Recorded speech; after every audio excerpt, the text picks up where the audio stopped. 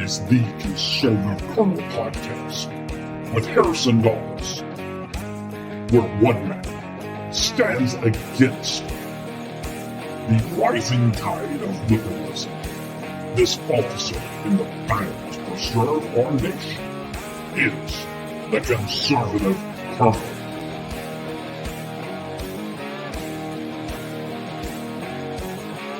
Nothing ends here. Our hopes and our journeys continue.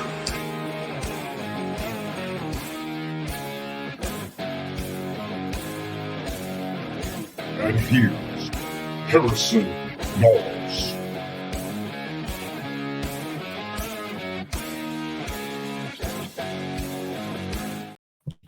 Welcome back to the Conservative Colonel Podcast. I'm your host, Harrison Dawes, and it's good to be back in the recording studio and make sure my mic's working this time. So I have already filmed this episode once this morning at 6 a.m. and our Wednesday 6 a.m. Our show's released on Thursdays, and recorded the whole episode, a whole hour. Look down, and I have this wonderful new equipment I'm hoping that makes me come in louder or more clear, better microphone, stuff like that for the podcast. And I look down, I see red, which means the mic's been muted. And I'm like, no. And I go back and look through the episode, and sure enough, you cannot hear a dead gum word I'm saying. So I am happy to be back now. Hopefully you can hear me. If so, that's great. If not, I'm just going to ride off into the sunset at this point. I'm tired. I don't think anybody wants to hear me anyway. But I'm glad you are here. I'm glad you are wanting to listen to me, and I'm glad you're back. Make sure you catch us on your podcatcher of choice, our main platform, Spreaker. But we're also on Apple Podcast, iHeartRadio, Spotify, Amazon Music and Audible, Castbox, Deezer, Podcast Addict, Podchaser, Listen Notes, and Good Pods. And on Tuesdays, release on Rumble and YouTube. Now, something interesting is this week you'll have 2 episodes of the Conservative Colonel Podcast since the debate is coming up. I want to do an episode on that, but there was also some news I wanted to cover, and I didn't want it to wait a week. So I'll be releasing our normal Thursday episode with a special episode coming out on either Friday or Saturday.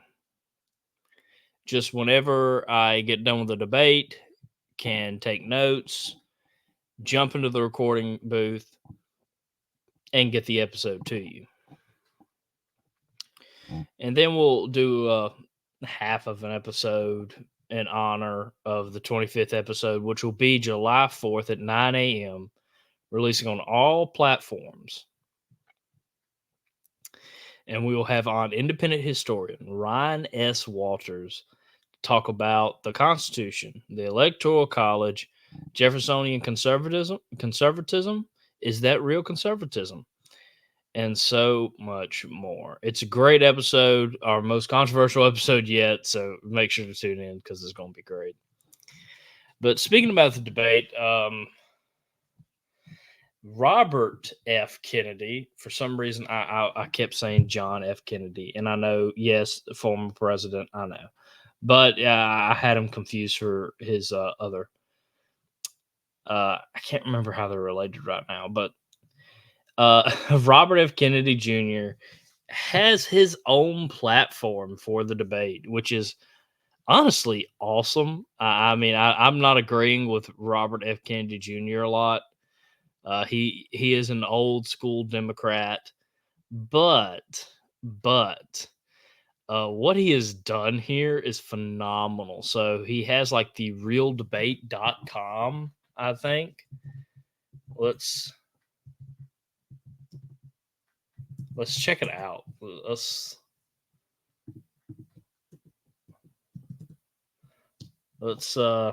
see if I can find it.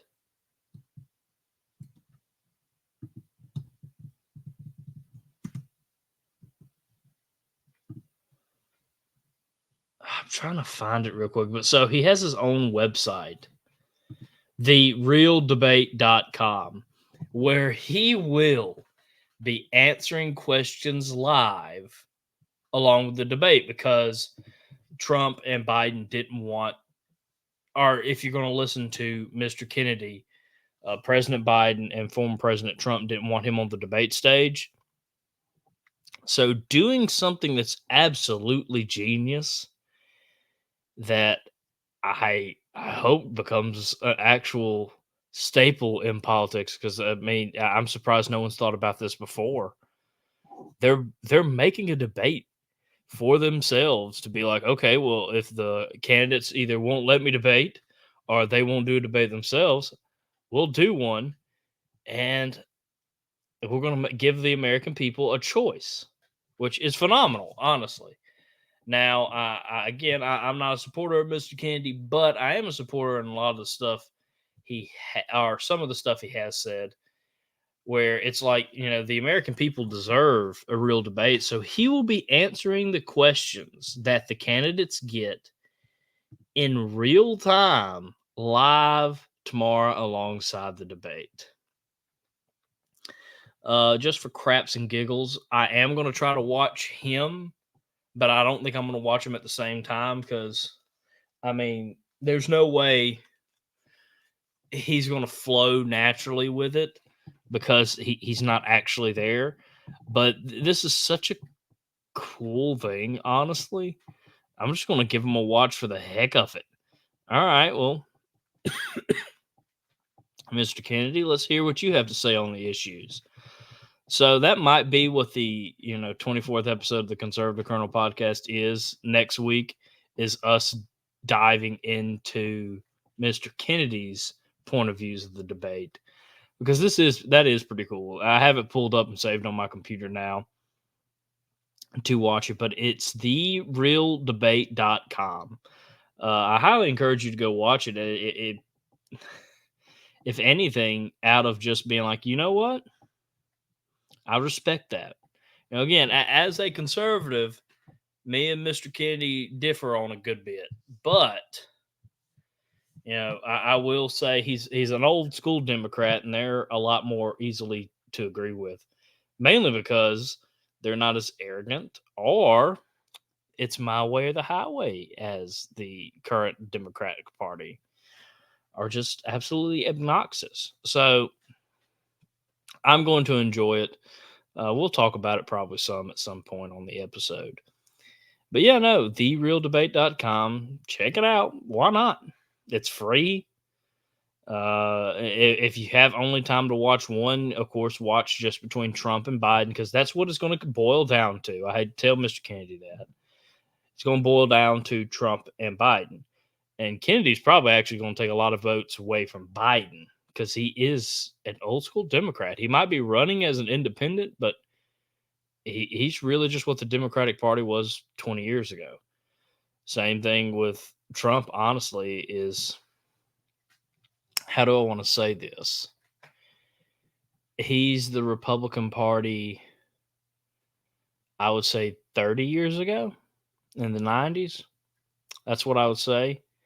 Because I wouldn't put it up close too much with Reagan's stance on conservatism, but Trump has definitely taken a lot from Reagan.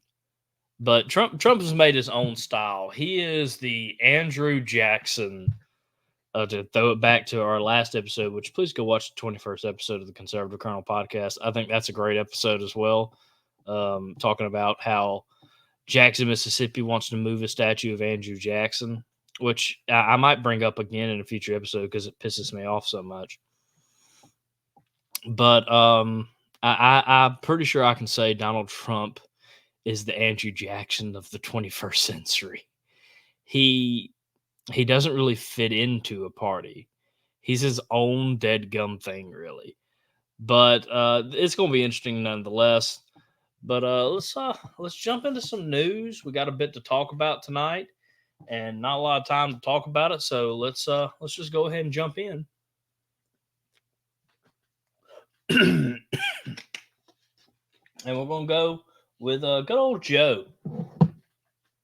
So one of my friends brought this up to my attention, and when I had to do this episode the first time, I pulled up some research, and honestly, it's shocking that liberal media also reported on this. The New York Post reported on this, and there is a liberal site trying to defend it. But in 2016 State of the Union address, then President Obama put Joe Biden in charge of curing cancer. But as we know, he didn't cure cancer, but he did start the Biden Cancer Initiative once he left office. This is a nonprofit that in 4 year took in over $4 million between 2017 and 2018. But here's the fun part. During the same period, $3 million of that money went towards cancer research. Joe hired Gregory Simon to be the CEO.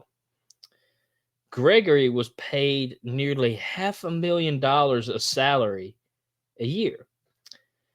The majority of the money raised, or all the money raised, went to salaries, mostly of employees, mostly who were former Obama staffers, travel expenses, and one conference held to raise more money. It has paused its efforts since Joe Biden announced his candidacy for president, but not a single dollar has went to cancer research programs. And so I wanted to talk about this because it's one of those things. It's like, how did I not hear about this? And we'll probably talk about it again on the Dark Truth of Joe Biden episode that I'm planning, where we're going to tear Biden apart. But it's crazy, honestly, to think about. Again, I checked a couple of websites to do it, and they went at one point to say that Cancer Moonshot, which is a connected organization to that, it's like the Biden Cancer Moonshot organization. And in that defense, to play devil's advocate, that has donated over $1 billion to cancer research. But what in the world is the Biden Cancer Initiative organization doing? What is that nonprofit doing? Since this other nonprofit is actually the one raising money and donating it to cancer research, you might ask. They're providing data to this, providing data to cancer research. If you're starting to scratch your head and say, well, this smells fishy, you're not the only one. Now, again, a lot of this is about to be a bit speculative. I'm kind of filling in the holes because you can't know, but you're telling me they're basically, and at one point, like the article that's even defending it was like they're providing emotional support and traveling and trying to help these doctors find the cure for cancer. And I'm like, well, then why wouldn't the organization do what its sister organization is doing and donate money to cancer? But they're spending it all on salaries. Again, former Obama staffers is the majority of the employees, and that's where the majority of the money is going. So you think back and you stop for a second, you're like, this doesn't feel right. And you would be right. Because these people aren't cancer experts. They're not scientists. They haven't dedicated their life to studying this to understand it so we can combat cancer and the evil that it does. Because I've had a family member with cancer. I've had multiple family members that have had cancer. My grandfather has fought cancer twice, and luckily he's in remission. But it makes me scratch my head. Okay, we have this other organization actually donating, but y'all, again, are supposed to be a nonprofit for this, but you're not really doing anything. Now, if someone calls me out on this, I'll be happy to say retractment and say, you know what, guys, I got it wrong. I'm not legacy media. I want to give you the facts. the truthful facts. And if I'm called out for saying something that's absolutely wrong, that's false, I will retract it. I'm sorry. In one of my previous episodes, I said this, and this, and it was not true.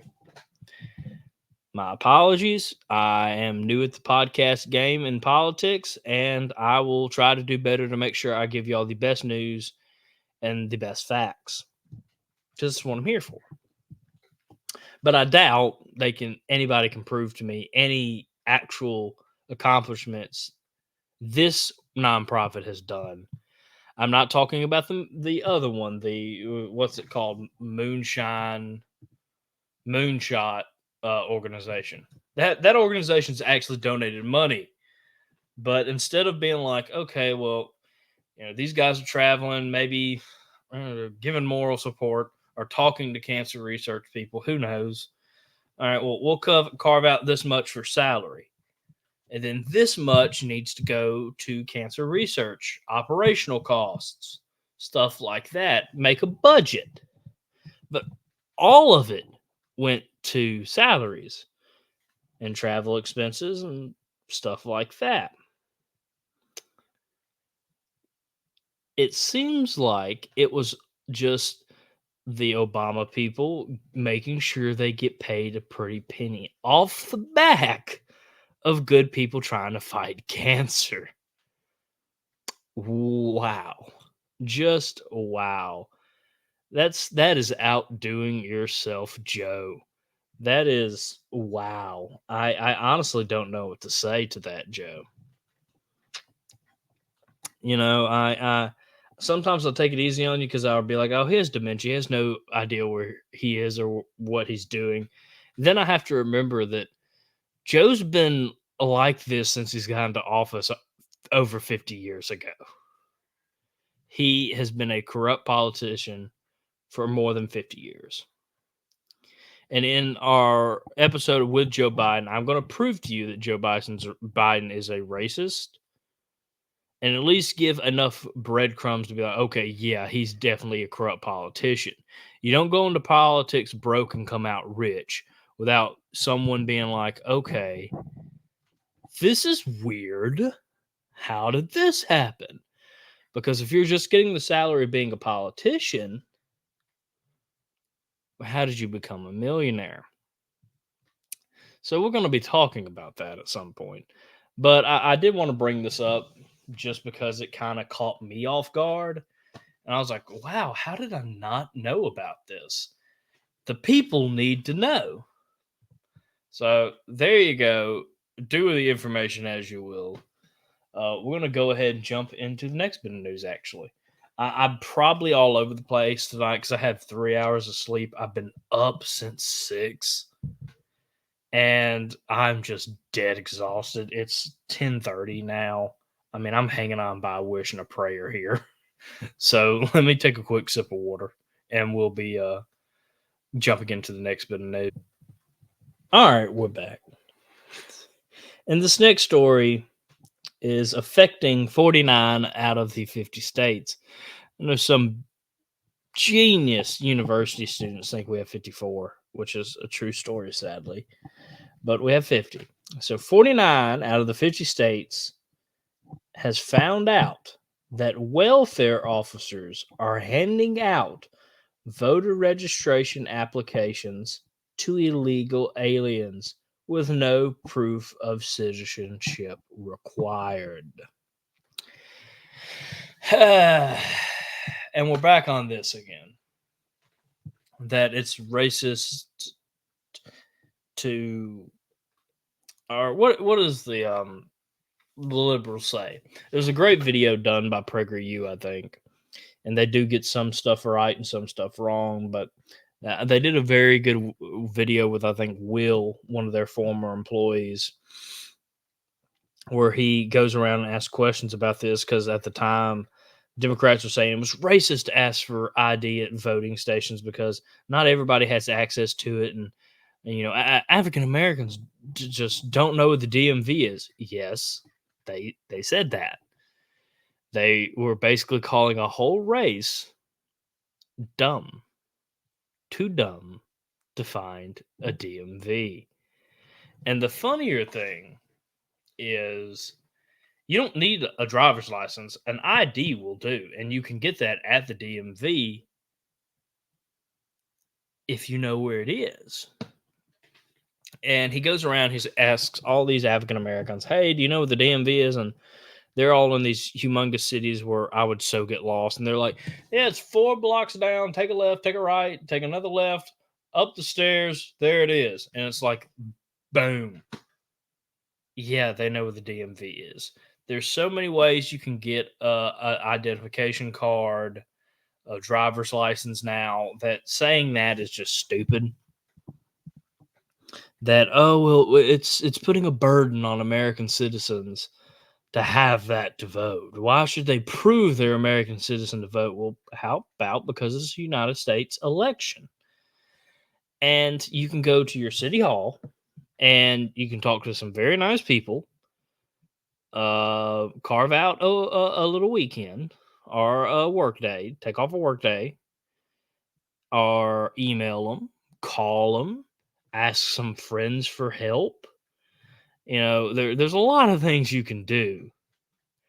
I remember going to my city hall to ask questions about the election, and they were super nice to help about it. They were like, "Okay, yeah, sure, sure, sure. Yeah, you need to do this, this, this, and this. Okay, to make sure you register to vote. Thank you." I walk out, left, and registered to vote, and I was ready to vote in my first election. And I did that like a month or two before the election started. As a citizen of America, it's my duty to vote in elections. Makes sense, right? Now, I've talked about on the show a lot that our immigration system does need a major overhaul. It's not horrible, but it's not great either. It's not even really good. I have some friends that are immigrants that are like, it's pretty hard and it's not as good as it should be. And it's like, okay, well, I understand that. And I understand there's a lot of illegal aliens that come over um, to start a new life, to chase after the American dream, and to do all the right things, and they won't ever do anything negative to American citizens or the American states or the federal government as a whole. They won't. But for one good person, there's probably at this rate 2 bad people coming that are murdering, sexually assaulting, and doing only God knows what else. Not to mention the drugs that are flowing through. And it's a sad thing. Awful thing. All right, we're back. I'm sorry, I kind of gonna jump here. I had a phone call, but talking again about the welfare offices in 49 states handing out uh, voter registration applications to illegal immigrants. And we talked about this a couple times already, or we've been talking about it, but it's just more chances to try to steal the election. It's that plain and simple. It's sad that these good immigrants, these people that are trying to come over for a fresh start, who maybe just don't have faith in our immigration system or had to escape right then and now, is being used like this. And for the bad ones, I don't want you here anyway. I don't want you here. The good men and women that come over to this country, I would prefer, yes, legally, but they're coming over for a better life for their family. A lot of them don't get involved in a lot of stuff because they know they're illegal. They know they could get deported if they're caught, and they just are really all about trying to stay out of the eye of the government. I don't blame them for thinking that the Democratic Party is the savior party. I don't. If the immigration policy is awful, and you hear someone's just going to give you free asylum without going through all the necessary hoops you have to to become a citizen of the United States of America. If I was fleeing Cuba or China or Russia, that'd be music to my ears, man. So I don't blame the good illegal aliens for coming over here that are just trying to run. I would prefer if they would still try to enter legally. They're most of them already here anyway. Just put them on a probation, keep an eye on them. But as long as they're not causing trouble. But then again, that might open up a can of worms. I'm not an expert on this issue. I do know we shouldn't allow illegal immigration. It's a security risk,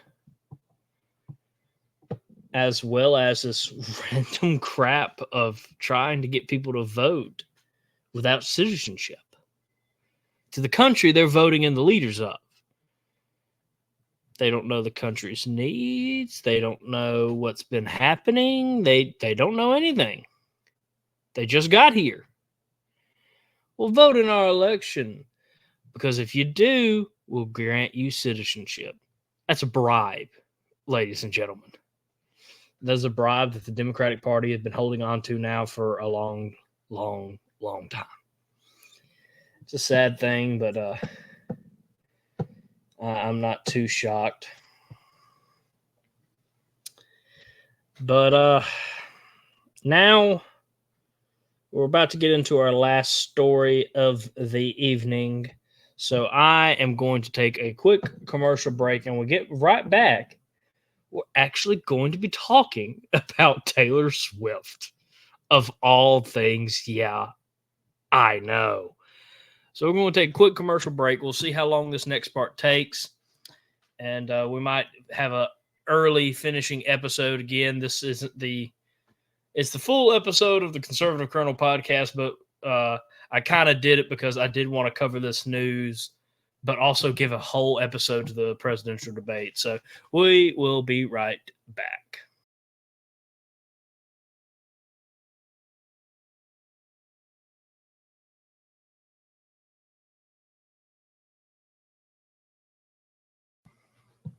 Welcome back to the Conservative Colonel podcast. I hope that that commercial break wasn't too bad of a wait for you, but we're back and we got some interesting topics to talk about, and one of them is Taylor Swift, a multi-billionaire. Taylor Swift is already getting involved in the election. Is he just telling her fans to go vote? No. She's taking another step in getting involved. I'm not going to say it, mainly because I don't want to have to put an explicit warning on my episodes. All my episodes have been clean and family friendly so far. There'll be an episode down the road. There might be a podcast down the road if the Conservative Colonel podcast ever gets big enough to be my other new business venture. Starting your own business is wild, and I want to start more. I'm crazy, but she has got her audience, mainly of kids, to scream "F the patriarchy."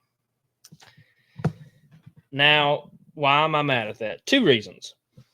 My niece, my oldest niece, on my dad's sister's oldest kid, she is a wonderful young lady, and she is maturing to be a phenomenal kid. I can't even call her a kid anymore. Yeah, she is becoming a young lady. And she looks up to Taylor Swift, likes Taylor Swift, is obsessed with Taylor Swift. I can't judge. My crazy person I put on a platform before I realized I had the greatest platform ever with my father and the men around me that God had blessed me with, including the following of Jesus Christ as I got older and realized, hey, this is what I want to do, was Harrison Ford, Indiana Jones. And see, every kid has a role model in their head. The parents will mold you, but you'll still kind of, while you still have them in the back of your mind, modeling yourself after, because kids steal a lot from their parents. I am a carbon copy of my father because he raised me majority by himself. So I'm mostly a carbon copy of my father. But I've also had other men in my life influence me as I get older. And one weird phase you cannot help is when you are a kid, you look to pull someone up on a pedestal, someone that's cool, someone that you're like, I want to be like them when I grow up. And it's perfectly healthy and it's perfectly natural. Most kids do this. Again, I wanted to be Indiana Jones. I, for the longest time, wanted to be an archaeologist. Only did not become an archaeologist because I didn't want to leave the great state of Mississippi. That's true. I know that sounds weird to some of you people, but yes, the only reason I didn't get my degree in anthropology is because I realized I would have to move out of Mississippi. I was okay with moving to upper Mississippi, but it was a dream crusher. It was a rough semester. But I liked Indiana Jones, and he was a fictional character that loved, defended history, was cool, a man's man, but he wasn't perfect. He got beat up. He got hurt. You know, I looked up to that, and I'm still a very big Indiana Jones fan. You know, I can disagree with Harrison Ford about things, but the character, because it's fictional, can remainly stay unhurt unless they make a movie that, you know, criticizes the character, make him just an absolute wimp, which I'm not attacking any of the Indiana Jones movies. I like Indy 5. Is it the best? No. Is it the best in the saga? No, but it was a good Indiana Jones movie and good way to say goodbye. But I'll get on a rant if I'm not careful. But a fictional character has the ability that most kids, celebrity, pedestal, I want to be like him when I grow up, they have that one benefit. They're a fictional character. As long as the company keeps writing them correctly and doesn't drop the ball, that person's not going to influence your kid negatively. Now, obviously, that's changed a lot. Legacy media has just been tearing this country apart to the core. But Taylor Swift chanting F the patriarchy, trying to groom an entire Generation Alpha, because I'm Generation Z, into hating men. And Generation Z already hates men. It's crazy the hate I get and the death threats I get just because I was born a man. I identify as an attack helicopter. Thank you for asking. But it again, coming from a multi-billionaire also is okay, Taylor. Yeah, you're not a part of the system. You can't do that you can't fight for the little man and be a billionaire. It's extremely hard to balance, and most people don't balance it. The same system that you're trying to say F is the same system that you benefit off of. But here's the thing that gets me on that. Does anybody know what the patriarchy actually is? The patriarchy is Greek for the rule of the father. Now, as a Christian, this is simply defined. Now, if you're not a Christian, it's a bit more complicated, but in the Christian household, it's God, the father, the mom, and the children. It's a very clear power structure. And while the man is above the woman, they're also equal. Let's not confuse that. A lot of people think that the Bible tries to make women just submissive to men, which is bull crap. A real man treasures a godly woman. But this is a whole episode down the road. So, with so many people struggling to have a good, strong father in their household that leads them, this is the continued attack on the family that the left has continued to push. You don't need a good father. You don't need a good mother. You can have two fathers. You can have two moms. And act like it doesn't affect the child. As I said, the child needs a role model. You know, me and my mom have our differences. Not going to get into my personal issues on this podcast. But I needed a mom. And for the first bit of my life, she was a great one. She influenced me. I'm a man. I need a man role model. Enter my father, who, it's so funny how your father's your role model as a boy. You pick some movie star, and then you switch back to your father. My father is a leading example to me right now in everything I want to be. He always seems to understand what my dreams are, and he's successful in them right now. Thus, leaving the groundwork for me to be like, okay, I can do this. I can follow my role model. He's doing the dreams I want to do, defending history. I have the role model to look forward to that. If I get into that situation, because I've literally followed his footsteps in defending history, Dad, what do you think I should do? Okay, buddy, well, this is what you do. But how many girls don't have good fathers today? How many girls don't have good mothers today? It is extremely stupid to attack the family of Americans. But that's what the left does. You don't need a father. Toxic masculinity? The evil, evil man. And I'm not saying there's not bad fathers out there, but the left tries to take a grain of sand of bad and flick it into the sands of men, the beach of men and fathers, and say, look, they're all bad and we don't need fathers. You're hurting that child.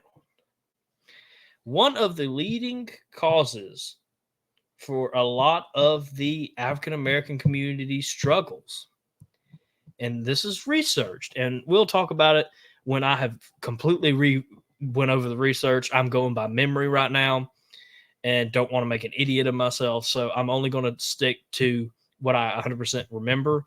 1 second, my allergies are kicking up again. So one of the leading issues in the African American community is fatherlessness. Kids growing up without their father, without a role model, or without someone to lean on. When a boy doesn't grow up with a father, he doesn't know how to be a man. When a woman grows up without a father, she doesn't know what she should look for in a future partner. Seeing a good relationship between your father and your mother shows you what you should look for.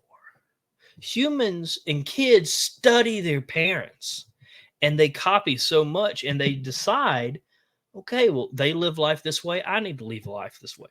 Now, of course, you edit it. You try to be your own person, but deep down, you have these studies from you're a kid. I am almost a carbon copy of my father. One of the negative aspects of that is I'm a bit antisocial. My dad doesn't like crowds. I don't like crowds. And sometimes I can move out of a conversation because of that. But because of my mother, who talks a lot, I also can talk a lot. Like right now, I can't shut up. So I was able to get those skills. But when you take one out of the equation, because a father and a mother are extremely important, one is not more important than the other. They're equally important to a child. It affects the child. And it sends them on a path of confusion. And what can you say about Generation Z that sums up our generation better other than confusion? And now we're trying to make Generation Alpha, or whatever we're going to call them, even more confused than us by continuing to tear down fathers in this country. And it is so stupid. I haven't Googled Taylor Swift. I've heard of her simply because my niece is a big Taylor Swift fan. And I thought that was harmless. Yes, she has some leftist views, but she's not following her own social media. She's just listening to her music, going to her concerts. And then I see this, and that is concerning. What am I supposed to tell my niece when she comes up older and she's like, well, you don't need a father. You know, that man ran off. I am not knocking a single mother.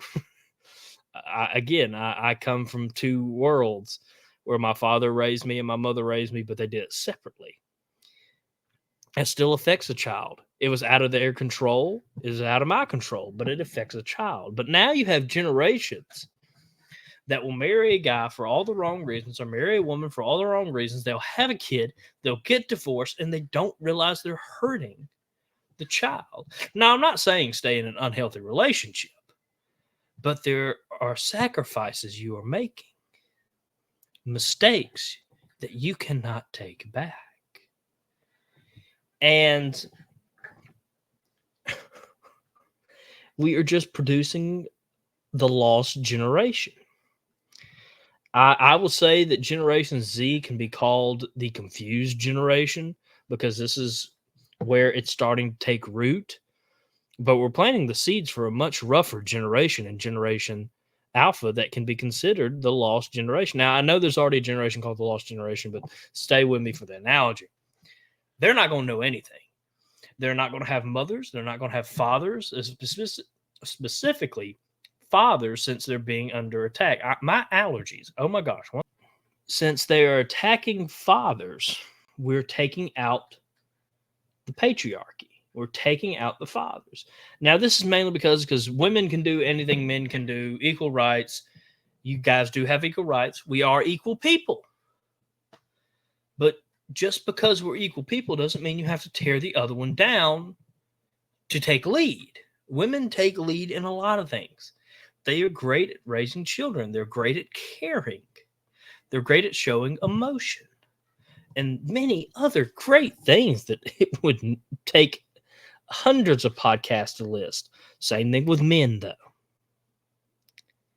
And the fact that we are just attacking the rule of the father, the role of the father in the household, not even just the rule of the father, but the role of the father in a household. We are sending generations of kids to the lost, where they will not know from up to down.